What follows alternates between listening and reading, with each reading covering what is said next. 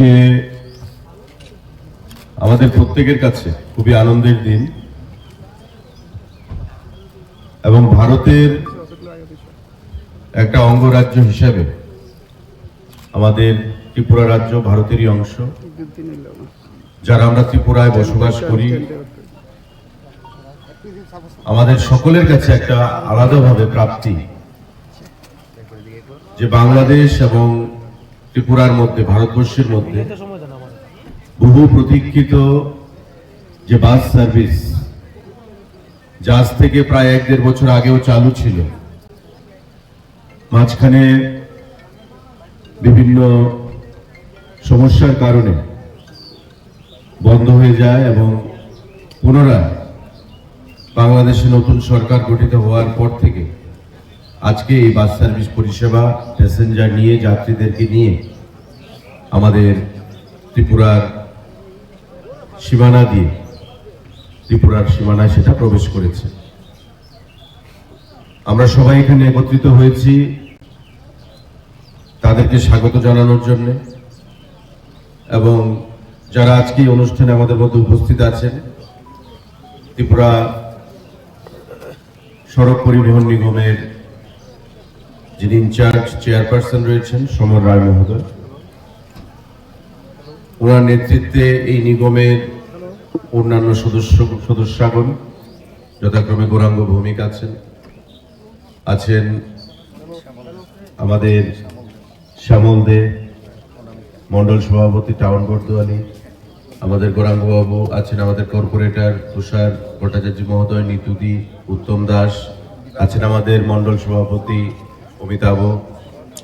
আমাদের আরেকজন কর্পোরেটর রয়েছে নিবাস দা। আলোচনা যদি আমরা করি তবে বিগত প্রেক্ষাপটে আমাদের যেতে হবে, সেই সময় আমরা নষ্ট করতে চাই না, কারণ আমরা স্বাগত জানাচ্ছি নতুন উদ্যমে, একটা নতুন আশা নিয়ে ভারত এবং বাংলাদেশের মধ্যে যে মৈত্রী, সেই মৈত্রীর যা শুরু হয়েছিল বাস সার্ভিস, শ্যামলী এবং মৈত্রী, সেটা আগামী দিনে আমাদের সামনের দিকে এগিয়ে নিয়ে যেতে হবে। এবং বরাবর আমাদের প্রধানমন্ত্রী বলেন যে বাংলাদেশের সঙ্গে সম্পর্ক যত মধুর হবে ততই দুদেশের উন্নতি আমরা সাধিত করতে পারব। এবং আমরা মনে করি যারা ত্রিপুরাবাসী, একজন ভারতবাসী হিসাবে, যে বরাবর বাংলাদেশ আমাদের কাছে পরিবারের সদস্য হিসেবে আমরা গণ্য করেছি, আজও আমরা বাংলাদেশকে আমাদের পরিবারের সদস্য হিসেবে গণ্য করি, নিকট আত্মীয় হিসেবে গণ্য করি। বাংলাদেশে কোনো অশান্তির পরিবেশ হবে, এটা আমাদের কাছে যেমন সুখকর নয়, তার থেকেও বেশি বিষয় হলো বাংলাদেশের নিজস্ব উন্নয়নের ক্ষেত্রেও সেটা সুখকর নয়। তাই মাঝখানে যে বিপরীত পরিস্থিতি তৈরি হয়েছিল, সেই বিপরীত পরিস্থিতিকে কাটিয়ে উঠে গণতান্ত্রিক পরিবেশে একটা নতুন সরকার গঠিত হয়েছে। আমরা সেই নতুন সরকারকে, প্রধানমন্ত্রীকে এবং তার নেতৃত্বে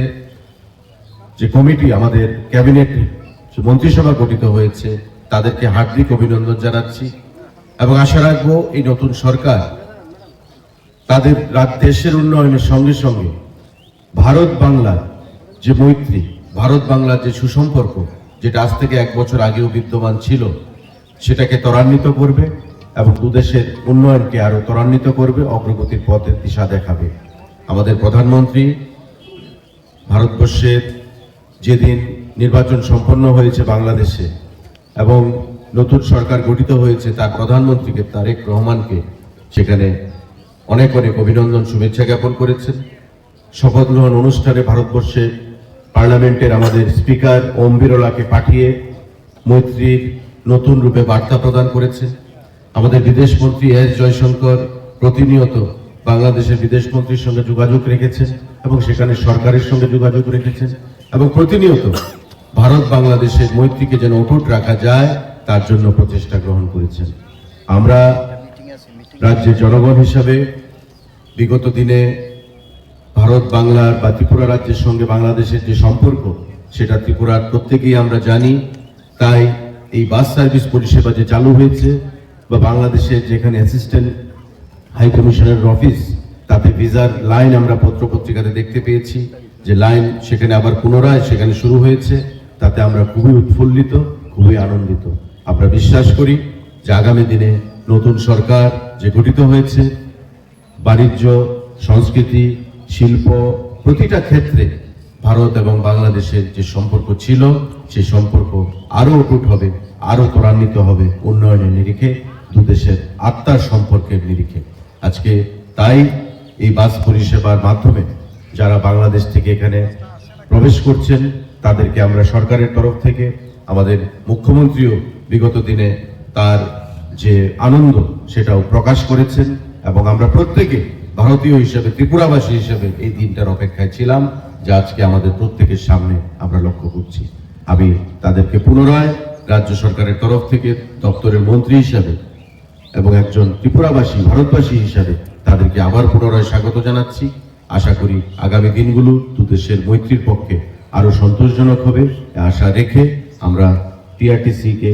এই অনুষ্ঠান আয়োজন করার জন্য আমি হৃদয়ের অন্তঃস্থল থেকে ধন্যবাদ জ্ঞাপন করে আমি আমার সংক্ষিপ্ত আলোচনা এখানে শেষ করছি।